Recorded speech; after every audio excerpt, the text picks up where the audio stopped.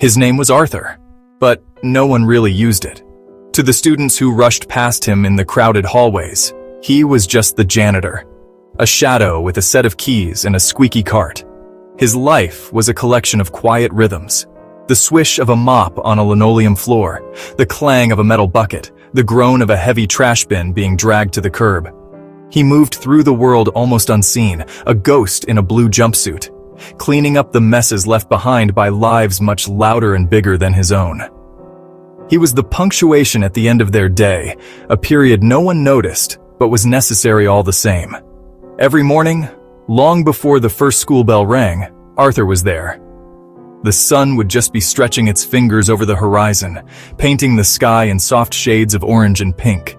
He would unlock the heavy doors, and the smell of stale air and chalk dust would greet him like an old friend.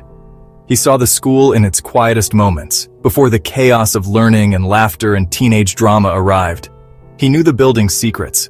The loose floorboard in the history classroom, the window that always stuck in the library, the faint pencil-scrawled declaration of love hidden behind a radiator in the science lab.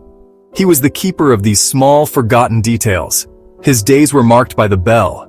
First period, he'd clean the faculty lounge. Third period, he'd check the restrooms.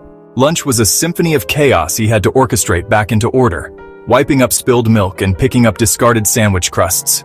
He ate his own lunch alone, a simple sandwich wrapped in wax paper, sitting on an overturned bucket in the boiler room. The rhythmic hum of the machinery was his dining companion. He did not mind the solitude. In fact, he had come to prefer it. It gave him time to think, to count, to remember why he was doing what he was doing. After the last bell, when the school emptied out and silence once again descended like a soft blanket, Arthur's real work began. He swept away the footprints of 1,000 hurried journeys. He erased the day's lessons from the chalkboards, wiping away equations and historical dates. He was tidying up the remnants of other people's progress, their learning, their growth. He was a man who lived on the edges of ambition, a silent witness to the dreams being nurtured within these walls. And in the quiet hum of his fluorescent-lit world, he was nurturing a dream of his own, one that was bigger and more profound than anyone could ever imagine. Arthur hadn't always been a man of silence and shadows. There was a time, long ago, when his own hands held books instead of a broom. He had a mind that loved puzzles, a hunger for history, a desire to understand how the world worked. He dreamed of being a teacher, of standing at the front of a classroom, not just cleaning it. He had been accepted into a small state college, a letter he kept folded in his wallet for years, until the paper became as soft and worn as an old handkerchief. That letter was a reminder of a door that had opened for him, and then, just as quickly, had slammed shut. His father fell ill. A sudden, cruel sickness that stole his strength and his livelihood. Arthur was the eldest son, and the weight of responsibility fell upon his young shoulders. There was no choice, really. It was just what you did. You put your family first. You put your dreams on a high shelf and hoped that one day you might be able to reach them again. He took a job at the local mill to help pay the mounting medical bills. The work was hard, the hours long. College became a distant star, a faint glimmer in a sky that was growing darker with each passing day. The mill eventually closed, and he found this job, the one he'd now had for 30 years. The dream of being a teacher never fully died. It just changed form. It became a dull ache in his chest whenever he saw a student struggling with a math problem or heard a teacher passionately explaining a poem. He would sometimes pause in a doorway, hidden from view, and listen. He would listen to the lectures on the Civil War, on Shakespeare, on the mysteries of the universe. He learned in stolen moments, in whispered fragments. The school became his university, the hallways his campus. He was a student in spirit, even if his hands were calloused from labor instead of stained with ink. This unfulfilled longing became the seed of his secret mission. He knew what it felt like to have potential locked away. He understood the heavy price of a dream deferred. He saw it in himself every time he looked in the mirror. He saw a man who could have been something else. And so, he started to save. It began small. $1 here, $5 there. Spare change collected in a large glass jar. He was saving for a ghost. He was saving for the young man he used to be. the one who never got his chance. He didn't know who he was saving for, but he knew why. He was saving to open a door for someone else. He first noticed her in the library. Her name was Elena. Of course, he didn't know that at the time. To him, she was just the girl, the one who was always the last to leave. Long after her friends had gone home, long after the librarians had made their final announcements, she would still be there. She would be hunched over a thick textbook, her brow furrowed in concentration, a pencil tucked behind her ear. Her backpack, sitting on the chair beside her, looked heavy enough to anchor a ship. Arthur would begin his nightly cleaning of the library, and she would barely look up. The gentle swoosh of his broom or the low hum of his floor buffer was just background noise to her intense focus. He learned her routine. He knew she would stay until the final 10-minute warning, then pack her heavy bag with a sigh, her shoulders slumping under the load. He saw the exhaustion in her eyes, but underneath it, he saw a fire, a fierce determination that reminded him of someone he once knew. One evening, he was emptying the trash can near her table and found a crumpled piece of paper. It was a financial aid application, filled with zeros and unanswered questions. He saw a section for parental income, and the numbers were heartbreakingly small. He saw another form, an application for a scholarship she had been denied. He quickly smoothed the paper out and put it back, his heart heavy. He had seen her talking to the guidance counselor. He had seen the hopeful look on her face turn to one of quiet disappointment. He was a man who noticed things, and he was starting to piece together her story. From then on, he watched her more closely, not as a janitor, but as a guardian. He would see her in the cafeteria, choosing only an apple and a carton of milk for lunch, saving the few dollars she had. He saw the worn-out soles of her sneakers. He saw her working a part-time job at a diner after school, her school uniform swapped for a stained apron, her face etched with a weariness that no teenager should know. She was fighting a battle on two fronts, one for her grades and one for her survival. And Arthur knew, with a certainty that settled deep in his bones, that he had finally found the person he had been saving for. The decision to save for a stranger, for this specific stranger, changed everything. His quiet mission now had a face. It had a name. It had a purpose that was real and tangible. The glass jar in his closet was no longer just a collection of coins and bills. It was Elena's future. Every dollar he added was a brick in the foundation of her dream. This new focus brought a sharpness to his sacrifices, making them both harder and easier. Harder, because the need felt so immediate. Easier, because he knew exactly who he was helping. His life, already simple, became even more Spartan. Lunch was no longer a sandwich, but often just a piece of fruit, or sometimes nothing at all. He told himself he wasn't hungry. The old, worn-out boots he wore, the ones with the soles peeling away. He learned to patch the holes with glue and cardboard. He stopped buying the morning paper, getting his news from the discarded copies he found in the teacher's lounge. He walked the 2 miles to and from work, even in the biting cold or the pouring rain, to save the bus fare. Each small act of self-denial was a deposit into her account. There were moments when the sacrifice felt immense, a sharp pang of hunger, a shiver from the cold wind that cut through his thin jacket. The loneliness of another holiday spent alone because a trip to see his distant relatives was a luxury he could not afford. In these moments, the weight of his choice pressed down on him. He would feel a flicker of resentment, a whisper of self-pity. Why him? Why should he give up what little comfort he had for someone who didn't even know he existed? But then, he would see her.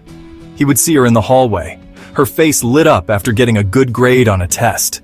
He would see her helping another student with a difficult concept. He would see that unwavering fire in her eyes, and his own resolve would harden like steel. He wasn't just saving for her education. He was investing in her spirit. He was betting on her goodness, on her potential to take this gift and multiply it, to do something wonderful in the world. The time came sooner than he expected. It was late spring, close to graduation. Arthur was sweeping the hallway near the guidance counselor's office when the door opened. Elena walked out, and he saw it instantly, the look of utter defeat.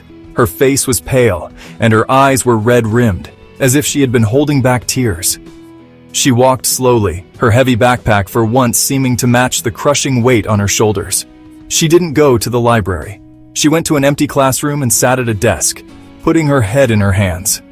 That night, he went home and did not turn on the television. He did not read. He walked to the closet and took out the large glass jar. He poured the contents onto his kitchen table. A mountain of coins, a sea of crumpled bills. Ones, fives, tens, and the occasional precious 20. He began to count. For hours he sat there, his fingers sorting and stacking.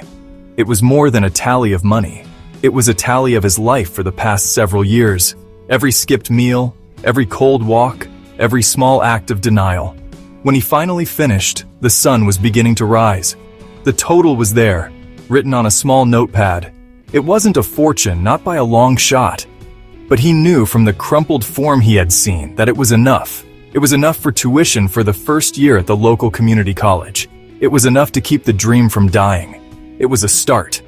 He looked at the pile of money, the physical manifestation of his sacrifice. There was no hesitation. There was no last-minute doubt. There was only a profound sense of peace. He knew what he had to do. The choice had been made long ago. Tonight was just the confirmation. The next day, Arthur acted with a quiet urgency. He took the money, all of it, to the bank and asked for a cashier's check. He then typed a short, simple letter. He was not a man of many words. The letter said, "Someone believed in you once. Now it's my turn. This is for your first year. Make it count." He signed it simply, "A friend." He put the check and the letter into a plain white envelope. He wrote Elena's name on the front. He waited until the end of the day, after the halls had cleared. He walked to her locker, his heart pounding in his chest like a drum. He felt like a spy on a secret mission. This was the culmination of everything. He slipped the envelope through the small slot in the locker door. It landed softly inside. He paused for a moment, his hand resting on the cool metal. He sent a silent prayer with the gift, a hope that it would be received in the spirit it was given. Then, he turned and walked away, disappearing back into the shadows of the school, his role in the story complete. A few days later, Arthur acted with a quiet urgency. He took the money, all of it, to the bank and asked for a cashier's check. There was a look of bewildered joy on her face, a radiant glow that seemed to emanate from within. She was holding a piece of paper, a registration form for the community college. She was showing it to a friend, laughing, a sound of pure, unadulterated happiness that echoed down the hall and filled Arthur's heart to bursting. He never told her. He never told anyone. He watched from a distance as she graduated with honors. He watched her go off to college. He would occasionally see her when she came back to visit her old teachers, and he would simply nod as she passed, a quiet man with a broom. She would smile back, a polite, distant smile for the janitor she never really knew. He did not need her thanks. Seeing her succeed was enough. Seeing her dream unfold, a dream he had helped keep alive, was the greatest reward he could ever imagine. His sacrifice had not been in vain. It had become her beginning. Years passed. The school changed. New students filled the halls. New teachers occupied the classrooms. But Arthur remained, a constant presence. He was older now, his steps slower, his hair whiter. His secret remained locked away in his heart, a warm and private memory. He had started saving again in the same glass jar, though without a specific person in mind. One afternoon, a young woman came to the school. She was poised and professional, dressed in a smart suit. She was looking for the principal. Arthur, polishing a trophy case in the main lobby, directed her to the office. "I'm sorry," she said. "Do I know you?" "I don't think so, ma'am. I've just worked here a long time." Arthur didn't know her name was Dr. Elena Ramirez. She was there to announce a new scholarship program. The scholarship was called the Friend Fund. It would help one graduating senior every year who demonstrated academic promise and significant financial need. At a school assembly, the principal announced it and told the story behind it. He spoke of a former student, a brilliant young woman, a dedicated young woman, who had almost given up on her dream of college. At her lowest moment, a miracle happened. An anonymous gift from a friend appeared and gave her the start she needed. She became a successful doctor, and now she was paying that kindness forward. From the back of the auditorium, where he stood with his cart, Arthur listened, his eyes filled with tears. He watched Elena on stage, speaking passionately about a single act of kindness. He saw the full circle. His small, secret sacrifice had not just changed one life, it had blossomed, it had multiplied, It was now a legacy opening doors for students for years to come. His quiet gift was no whisper. It was an echo through the school halls. He was just a janitor, but he had changed the world for more people than he would ever know. We live our lives thinking that to make a difference, we must do something grand. We must be loud. We must be seen. We believe that change is the result of big actions, of powerful people, of wealth and influence. We wait for the perfect moment to be generous, for the day when we have enough to spare. But life is not made of grand gestures. It is built from small, quiet moments. It is constructed from the simple, everyday choices we make when no one is watching. The story of Arthur the janitor is a testament to this truth. His was a life of quiet dignity. He did not have much. The world might even call him poor, but he possessed a richness that cannot be counted in a bank account. He had empathy. He had purpose. He understood a fundamental lesson that many of us forget, that we are all connected. He saw his own past in a stranger's future and chose to build a bridge between the two. He did not give from his abundance, he gave from his scarcity, and in doing so, his gift held the weight and value of 1,000 fortunes. It was a sacrifice born of love. The impact of his gift did not end with Elena's tuition. That was just the first ripple. It radiated outward, touching her friends, her family, her future patients, and the countless students who would one day benefit from the scholarship she created in his honor. A single, anonymous act of kindness became a perpetual motion machine of generosity. This is the incredible mathematics of the human heart. When you give selflessly, the gift is never diminished. It is multiplied. It grows. It takes on a life of its own. In the end, what is a life well lived? Is it the accumulation of accolades and possessions? Or is it the impact we have on others? Arthur sought no recognition. He desired no thanks. His reward was in the act itself, in knowing that he had eased a burden, opened a door, and allowed a beautiful spirit to soar. He teaches us that you don't have to be powerful to be a hero. You just have to be human.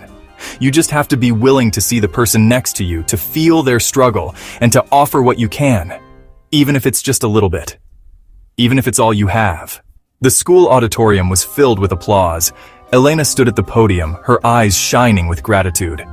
"This year, I want to thank the person who changed my life," she said, turning to Arthur in the crowd. "Arthur, it was you. You gave me hope when I had none. Thank you." The students and teachers rose to their feet, honoring the quiet janitor whose kindness had changed so many lives. Thank you, Arthur. You believed in me when no one else did. I will never forget your kindness. After the applause faded, Elena approached Arthur with a warm smile. "You changed my life, Arthur," she said. "Now let me help change yours." She handed him a set of keys and a letter. Inside, Arthur found the deed to a small bookstore in town, his own business, a place where he could share his love of learning with others. For the first time, Arthur felt the weight of his kindness returned, and a new chapter of his life began.